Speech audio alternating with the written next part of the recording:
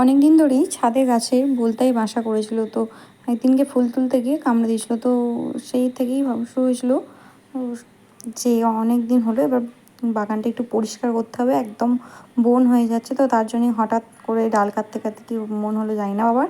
তো সমস্ত গাছ এখানে যেগুলো বস্তায় ছিল সেগুলো সমস্ত কিছু বাতিল করে ভালো করে নতুন করে সুন্দর করে গাছগুলোকে রাখা হবে।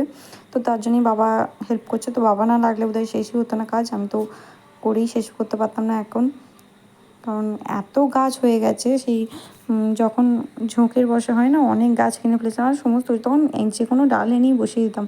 তো প্রচণ্ড গাছ হয়ে গেছিলো আর গাছ বসাতে ভালো লাগতো, কিন্তু এত হয়ে গেছে যে বন হয়ে যাচ্ছে।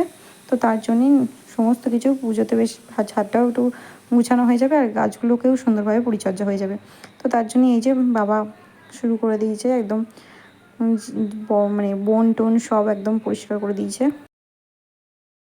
আর মেয়ের জন্য বাবার হালাত খারাপ হয়ে গেছে। তো বাবা আমার এত শখ সাধ পূরণ করে, তো বাবাই সঙ্গে গিয়ে গাছগুলো এনেছিলাম, বাবাই গাছ বসানোর জন্য টব সমস্ত কিছু এনে দিচ্ছে, এখন পরিষ্কারও করে দিচ্ছে বাবা। তো এইরকম বাবা থাকলে জীবনে কোনো সমস্যা আসবে না। আর এই যে দেখো সকালবেলা, যে সেদিনকে তো সন্ধে হয়ে গেছিলো, রাত হয়ে গেছিলো, তো তার জন্য বললাম আর কিছু করতে হবে না, যা হওয়ার সকালে হবে।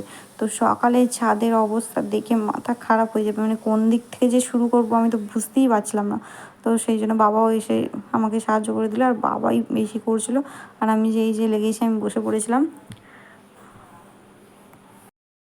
আর বাবার যা খাটনি হচ্ছিল, কারণ বড় বড় ডাবাতে যে গাছগুলো আছে সেইগুলো ডাবাগুলো করে তারপর সেই আর শিকড়ে ভর্তি হয়ে গেছে, সেইগুলোকে ফেলে দিয়ে তারপর সমস্ত কিছু করে যাক এই যে ফাইনাল অনেক বাদ দিয়ে তারপরে এতটা করা গেছে। আর রোদ হয়ে গেছিলো, একদম পারা যাচ্ছিলো না। আর শেষে এই যে পরিষ্কার করা, এই যে আমাদের গাছে একটা বড় কুমড়ো ছিল, এটাকে দেখতে পাইনি, দেখতে পেয়ে আনা হলো।